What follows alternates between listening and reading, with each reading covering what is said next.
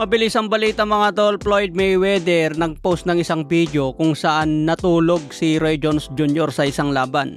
Ngayon mga tol, na-interview ng FightHype.com si Roy Jones. Kung gusto raw ni Mayweather na patunayan na mas malupit siya, nakahanda raw si Roy Jones na lumaban kay Floyd Mayweather. Kaya kino-call out niya ngayon si Floyd Mayweather kung papalagbay ito kay Roy Jones. Samantala ayon din sa interview ng FightHype kay pambansang kamao Manny Pacquiao, hindi raw pabor si Pacman na kinukumpara ang mga boksingero sa mga nakaraang legends na. Katulad sa panahon nila Roberto Duran, Sugar Ray Leonard. Tapos ikukumpara sila ngayon kila Manny Pacquiao at Floyd Mayweather. Hindi raw pabor si Manny Pacquiao sa ganon dahil magkakaiba sila ng henerasyon. Nabanggit din ni Pacman na puspusan ang training niya ngayon kay Mario Barrios dahil gigil siyang manalo. 100% daw ang focus ngayon ni Pacman at gusto niyang ibigay lahat sa loob ng ring. Hindi katulad sa laban niya noon kay Ugas na maraming distraction.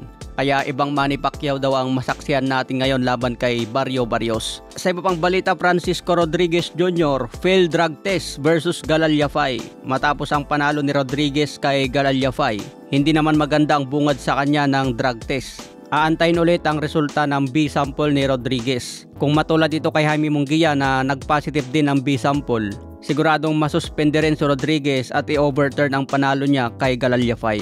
Si Rodriguez mga tol ay kasama sa kampo ni Eddie Reynoso, kaya panibagong controversial na naman ito sa kampo ni Eddie Reynoso.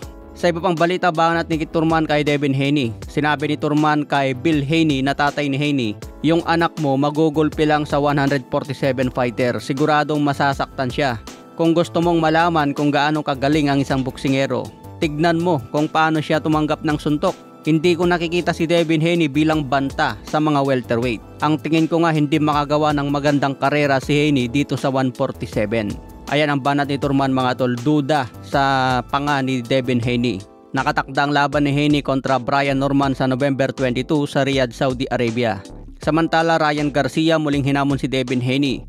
Ayon sa post ni Garcia, gusto niya makalaban si Haney sa White House. Sagot naman ni Haney, bumalik ka muna sa drug testing mo. Ayon din sa isang panayam kay De La Hoya, malabo na ang rematch ni Ryan kontra Devin Haney. Matapos matalo si Ryan kay Rolly Romero, hindi na maganda ang panlasa ni De La Hoya kay Ryan. Alam na rin niya na hindi na mananalo si Ryan kay Devin Haney.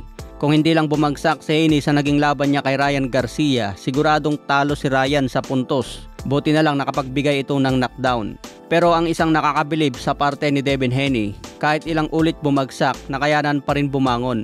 Doon makikita ang mentalidad ni Devin Haney bilang champion.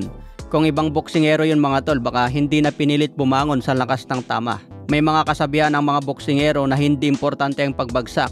Ang importante kung paano ka bumangon. Dahil para sa mga boksingero mga tol, normal ang babagsak sa ring dahil suntukan ito, hindi pang TikTok.